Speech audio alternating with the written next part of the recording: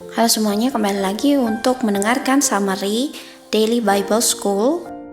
Topik summary kita pada hari ini adalah apakah kita masih perlu pelihara feast sekarang, yaitu setelah kayu salib. Kita ke 1 Korintus 5 ayat 8, di situ dikatakan, Therefore, let us keep the feast, not with old leaven, neither with the leaven of malice and wickedness, but with the unleavened bread of sincerity and truth. Nah, dari ayat ini saja kita bisa ambil beberapa kesimpulan. Yang pertama, 1 Korintus itu ditulis oleh Rasul Paulus.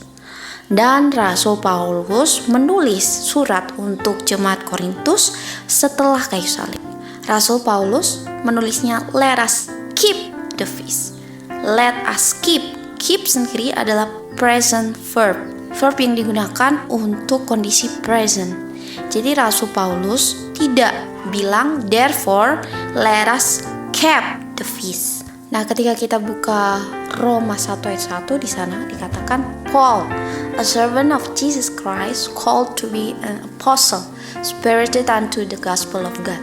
Di situ kita bisa ambil informasi bahwa Paul ini adalah hambanya Kristus yang dipanggil untuk menjadi apostle atau rasul. Rasul Paulus ini nggak mengirimkan CV untuk mendaftarkan diri untuk menjadi apostle. Dia dipanggil oleh Kristus supaya si Rasul Paulus untuk menjadi apostle bagi Kristus. Artinya yang dari luar diri Rasul Paulus lah yang memanggil Rasul Paulus untuk menjadi Rasul Paulus. Artinya juga kita bisa tahu bahwa yang memanggil itu yaitu Kristus, tahu bahwa si Rasul Paulus akan dengan setia untuk kabarkan perkabaran the gospel of God. Dan kita tahu dia punya counter, di mana seseorang yang menawarkan diri untuk menjadi bagian dari satu pekerjaan Injil, salah satunya adalah Judas. Judas sendirilah yang menawarkan dirinya untuk menjadi salah satu dari ke-12 murid Tuhan Yesus. Dan kita tahu akhir dari Judas, murid yang tidak terpanggil itu, yaitu dia pada akhirnya mengkhianati Tuhan Yesus dan mengakhiri hidupnya sendiri. Nah, kita mau buktikan nih sekarang, apakah benar Rasul Paulus itu dipanggil untuk menjadi rasul. Kita pergi ke Kisah Para Rasul 9 ayat 3, mulai ayat 3. Jadi ini ceritanya bagaimana Rasul Paulus siap-siap nih setelah kematiannya Stefanus, dia mau pergi untuk menangkap, menganiaya murid-murid pengikut Kristus yang lain. Ketika dia dekat dari Damaskus, Rasul Paulus tiba-tiba disinari cahaya, dia jatuh dari kuda, dia buta. Kemudian ada suara yang bilang pada dia ayat 4, mengatakan, Saul, Saul, why persecutest thou me? Saul, Saul, kenapa engkau menganiaya aku? Dan ayat 5 dibilang, Saul katakan, Who art thou, Lord? And the Lord said, I am Jesus, whom thou persecutest. It is hard for thee to kick against the pricks. Pada saat itu Rasul Paulus akhirnya berjalan ke rumah Ananias. Dan ketika di sisi yang lain, ketika Ananias dikasih penglihatan, dia dikasih tahu oleh Tuhan Yesus bahwa akan ada si Saulus yang akan datang ke rumahnya. Ananias menjawab Tuhan Yesus kan, ayat 13, Lord, I have heard by many of these men how much evil he had done to thy saints at Jerusalem. Jadi dia katakan, Tuhan, aku udah dengar tentang orang ini bahwa orang ini sangat jahat sekali dan telah banyak yang dia lakukan, kejahatan-kejahatannya dilakukan kepada orang-orang kudusmu di Yerusalem. Artinya si Saulus ini dikenal sebagai orang yang menganiaya pengikut-pengikut Kristus. Itu setelah Tuhan Yesus mati di kayu salib. Dan kemudian Tuhan bilang, ayat 15. Tuhan bilang kepada Ananias, "Go thy way, for he is a chosen vessel unto me." Tuhan bilang, dia, yaitu Saulus, pada saat itu namanya Saulus, aku pilih menjadi alatku. Dari Kisah 9 ini kita dikonfirmasi lagi ayat yang tadi kita sudah baca di Roma 1 ayat 1 bahwa benar. Paulus yang sebelumnya Saulus dipanggil Tuhan untuk menjadi Rasul Kristus yang sekarang menjadi nama Rasul Paulus. Artinya dari kesimpulan yang sudah kita ambil dan tambah informasi yang ada, Rasul Paulus adalah rasul yang untuk menjadi rasul dia dipanggil oleh Kristus, dan waktu timeline atau jangka waktunya adalah terletak setelah kematian Yesus. Dan Rasul Paulus sendiri mengatakan let us keep the feast itu bukanlah hal yang asbun. Jadi kita tahu bahwa Tuhan sendiri yang pilih Rasul Paulus, dan Rasul Paulus mengatakan untuk kita keep the feast. Nah, kemudian apakah Rasul Paulus mengatakan hal-hal itu atau menuliskan kata-kata tersebut kepada jemaat Korintus adalah tulisan atau hasil dari pemikiran Rasul Paulus sendiri? Mari kita lihat di 2 Petrus 1 ayat 20. Dikatakan, knowing this first, that no prophecy, firman Tuhan, prophecy adalah firman Tuhan, artinya knowing this first, bahwa firman Tuhan of the scripture, scripture firman Tuhan is of any private interpretation. No prophecy of the scripture is of any private interpretation. Tidak ada di dalam firman Tuhan, nubuatan yang ada di dalam firman Tuhan atau firman Tuhan itu ditulis berdasarkan interpretasi pribadi. Dan dikatakan speak as they were moved by the Holy Ghost. Jadi semua yang dibilang Rasul Paulus yang ditulis kepada jemaat Korintus, dia mendapatkan ilham itu adalah berasal dari Roh Kristus. Berdasarkan 2 Petrus 1 ayat 21. Artinya, kalau kita ambil kesimpulan dari awal, Rasul Paulus, yaitu rasul yang dipanggil oleh Kristus sendiri untuk menjadi rasul, menulis surat kepada jemaat Korintus untuk mereka keep the feast. Dan surat itu bukanlah interpretasi sendiri, melainkan ditulis berdasarkan gerakan dari Holy Ghost. Nah, kemudian setelah kita tahu bahwa sesuai yang kita baca tadi, kita perlu keep the feast. Kita mau tahu feast itu apa? Kita mau tahu apa yang diartikan di dalam chapter itu, yaitu 1 Korintus 5 ini, tentang apa itu feast. Nah, ketika kita jump into 1 Corinthians 5 verse 8, kita ke 1 Korintus 5 ayat 8, di sana dikatakan therefore.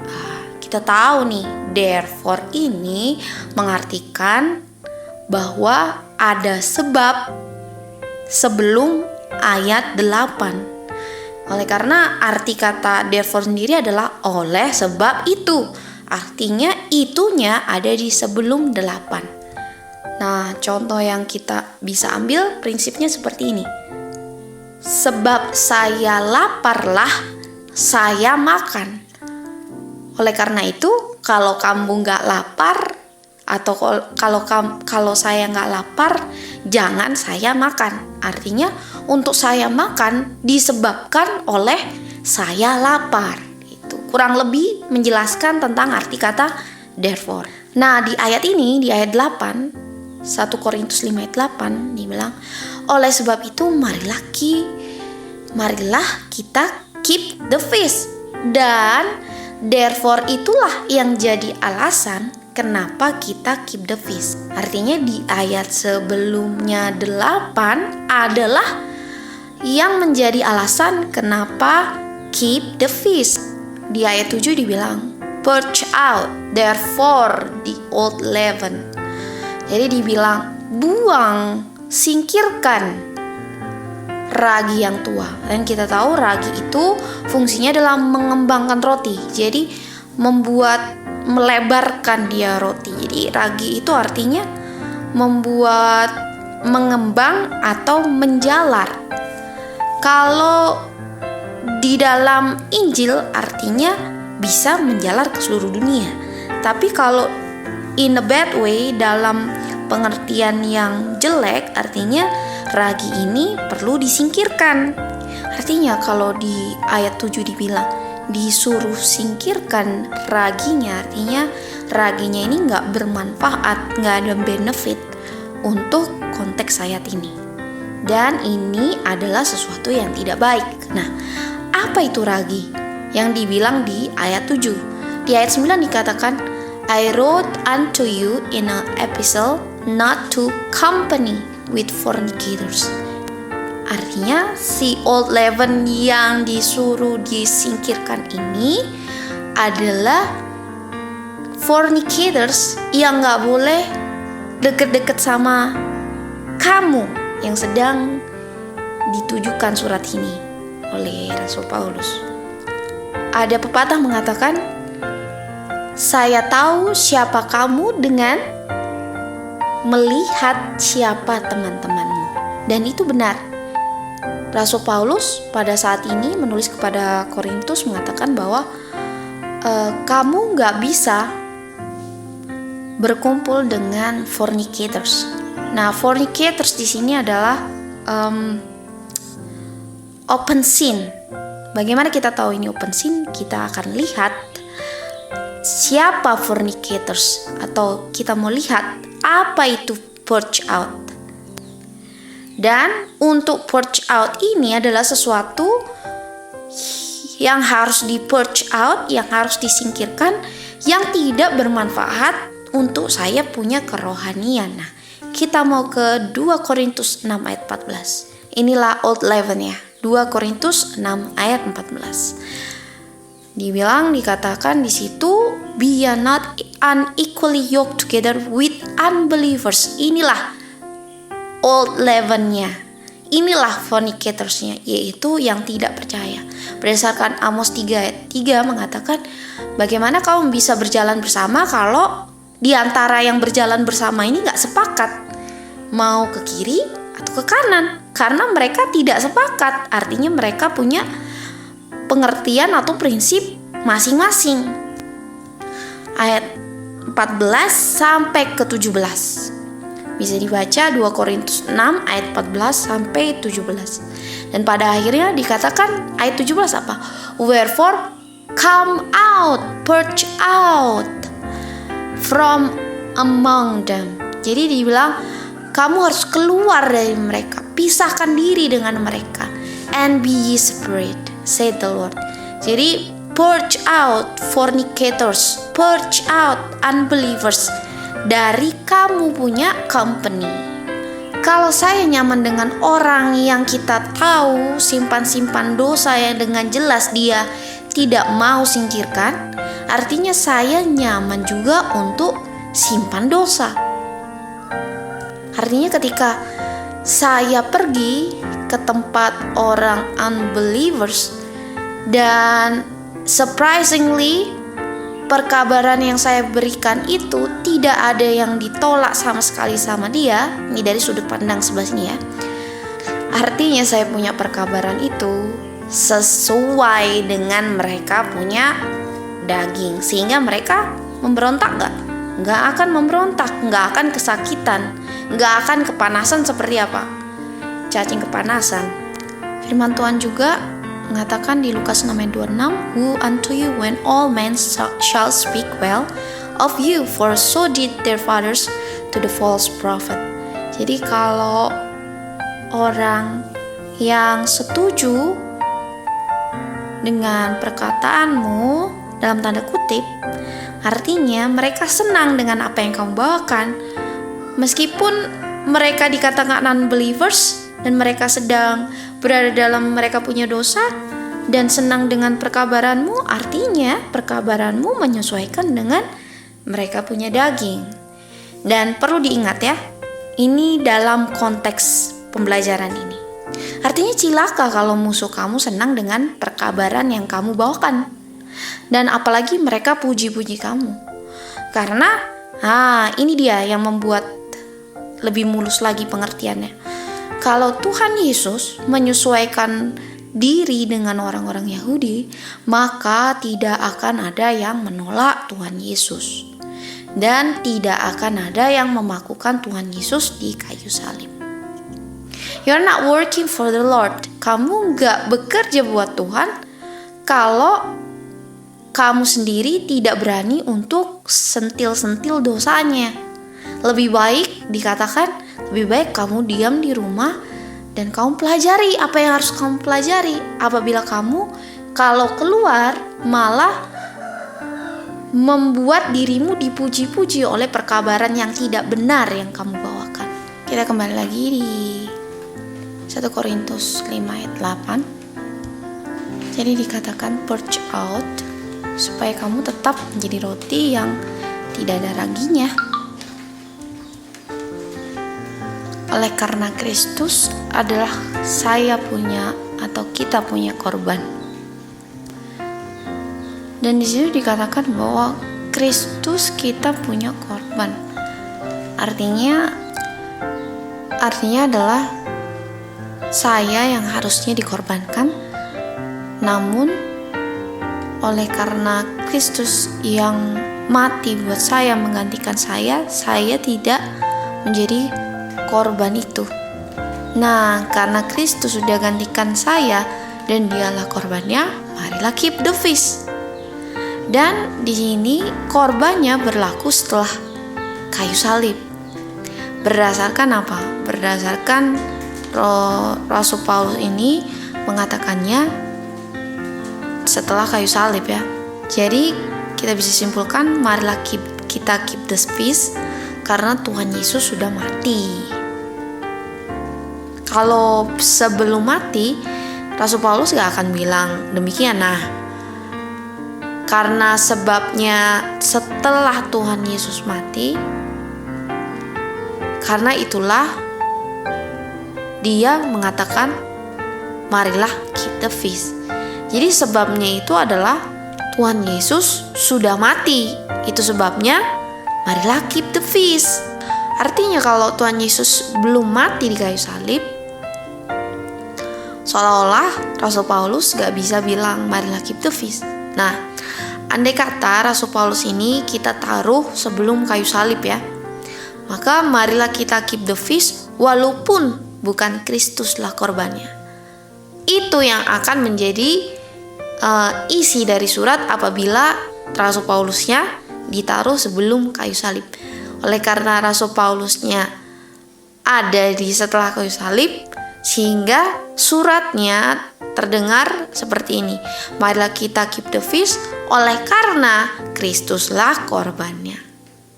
Jadi dari pernyataan itu kita lihat dari yang diputar-putar ini, kita bisa lihat bahwa yang mendikte itu adalah atau yang berubah itu adalah korbannya. Jadi sebelum kayu salib itu korbannya nggak ada, dan kemudian Tuhan Yesus mati dan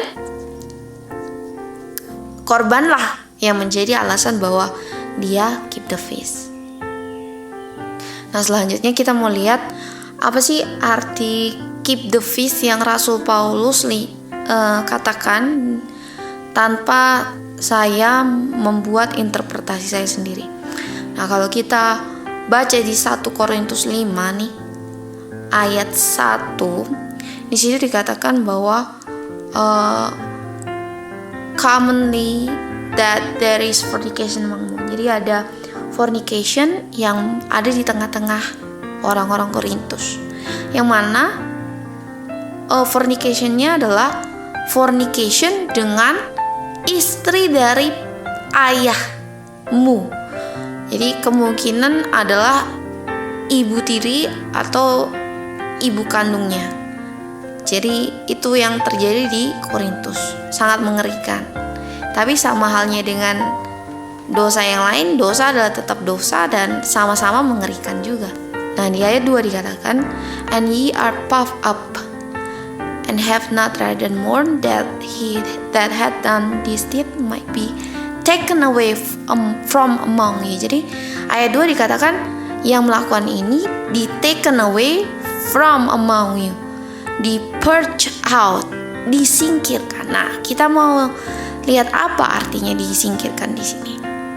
1 Korintus 4 dikatakan, "In the name of our Lord Jesus Christ, when ye are gathered together," ketika kamu berkumpul bersama-sama. Jadi Rasul Paulus bilang, ketika kamu kumpul sama-sama, artinya bukan ketika kamu sendirian sama-sama, bukan ketika kamu you, yourself, and your own self, me, myself, and I, bukan itu. Tapi dibilang when ye are gathered together, ketika kamu kumpul sama-sama. And my spirit with the power of our Lord Jesus Christ, artinya waktu kamu gather together, make sure orang itu gak gather together bareng kamu. Orang yang bagaimana? Orang yang ayat 1 yang ada fornication, yang melakukan fornication, make sure dia taken away from among you.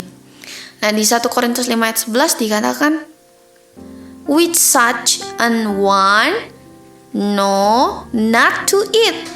Dengan orang yang fornicator itu, yang jangan bersama-sama denganmu itu, jangan kamu to eat, jangan kamu makan. Nah, kita mau tahu nih, makannya yang diartikan di sini makin kayak gimana? Maka dari itu kita ke 1 Korintus 11.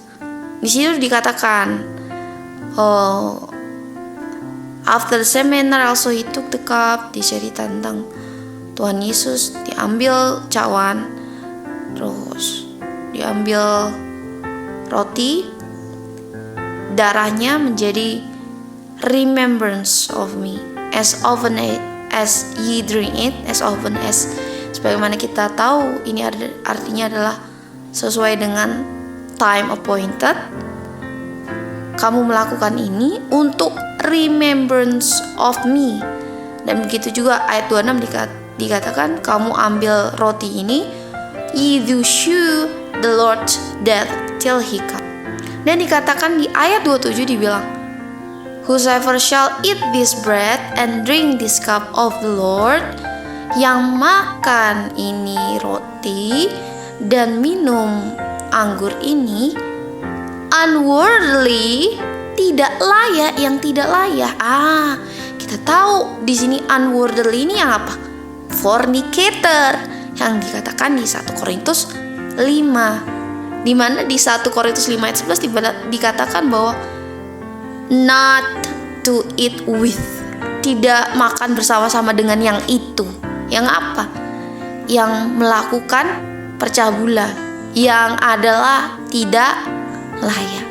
Dikatakan di ayat 27, 1 Korintus 11 ayat 27, shall be guilty, bersalah of the body and the blood of the Lord, bersalah atas tubuh dan darahnya Tuhan. Maka dari itu di ayat 28 dikatakan harus setiap orang menguji dirinya sendiri, apakah dia pantas untuk makan dan minum atau enggak.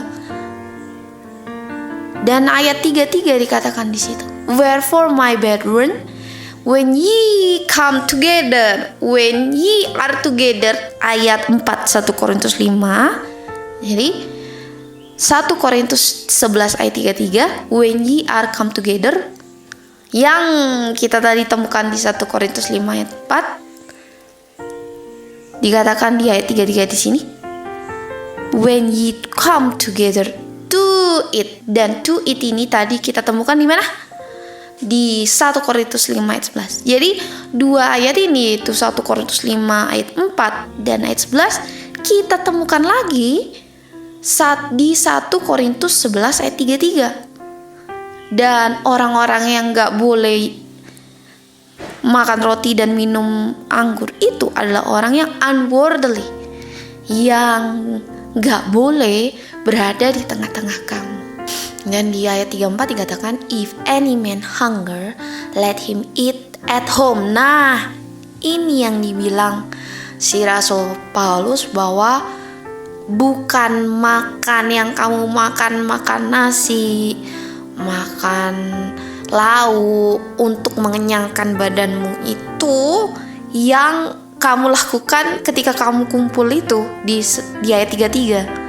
Tapi kalau kamu mau makan yang seperti itu, kamu makannya di rumah, bukan makan bersama-sama. Artinya yang dimaksud when you come together to eat-nya yang kamu duduk sama-sama itu bukanlah eat yang kamu makan untuk mengenyangkan kamu punya tubuh setiap hari. Bukan itu. Karena untuk apa Rasul Paulus mengingatkan kamu untuk makan apabila kamu setiap hari gak lupa untuk makan? Saya yakin di antara kita sebagai manusia yang normal, yang sehat, mempunyai otak untuk berpikir, akan pasti merasa satu kewajiban untuk makan dan minum, untuk memberikan tenaga untuk kita punya tubuh setiap hari. Artinya gak perlu Rasul Paulus ngasih ingat tentang yang itu. Artinya kalau dia bilang when you come together to eat atau let us keep the feast, yang itu bukanlah makan dan minum yang biasa kamu lakukan. Dan berdasarkan konteks 1 Kor 11, makan dan minumnya adalah apa? Bread and wine atau anggur. Anggur yang adalah melambangkan darah Kristus. Bread yang melambangkan tubuh Kristus. Artinya di verse 33 atau ayat 33, kalau kamu come together berdasarkan 1 Korintus 5 ayat 4 dan 11 to eat, let us keep the feast 1 Korintus 5 ayat 8. Jadi kita lihat paralelnya di sini. 1 Korintus 5 dan 1 Korintus 11. Karena Tuhan Yesus sudah mati di kayu salib untuk kita kumpul, diingatkan tentang kematiannya. Untuk itu kita makan bread dan minum anggur, bukan makan dan minum yang kita lakukan di jam makan. Dan kita kumpul ya bersama-sama tanpa orang yang melakukan dosa unworthily dalam tanda kutip ya, melakukan dosa dalam tanda kutip unworthily atau fornicator atau open sin. Jadi makan dan minum di 1 Korintus 11 ayat 28 adalah yang khusus untuk dilakukan sebagai remembrance of him. Mari kita ke Kolose 2:16. Let no man therefore judge you in meat and drink, 1 Korintus 11 ayat 33, or in respect of an holiday or on the new moon or the Sabbath day. Jangan kamu dihakimi waktu kamu makan dan minum dengan mereka mengatakan, mana kamu punya korban? Kamu langsung katakan 1 Korintus 5 ayat 7 ketika ditanya, mana korban kamu? 1 Korintus 5 ayat 7 mengatakan, korban saya adalah Kristus. Christ is sacrificed for me. Christ is my Passover. Itulah korbanku. Oleh sebab itu saya makan dan minum. Yang mana makan dan minum saya adalah bread yang lambangnya tubuh, anggur, minum yang lambangnya adalah darah Kristus. Makan dan minum yang bukan adalah makan dan minum harian di jam makan. Dari 3 paralel pasal-pasal ini, 1 Korintus 5, 1 Korintus 11, dan Kolose 2 ayat 16, kita bisa membuktikan bahwa Rasul Paulus tetap konsisten setelah kayu salib untuk memelihara feast of the Lord, untuk supaya yang membaca dari surat sampai detik ini, surat Korintus sampai detik ini, untuk keep the feast. Jadi pilihan bagi Anda yang mendengarkan summary Bible School pada saat ini, apabila Anda mendengar kebenaran dan membuktikannya sendiri dari ayat-ayat yang tadi sudah dipaparkan, maukah Anda untuk bersama-sama keep the feast? Tuhan memberkati. Bye.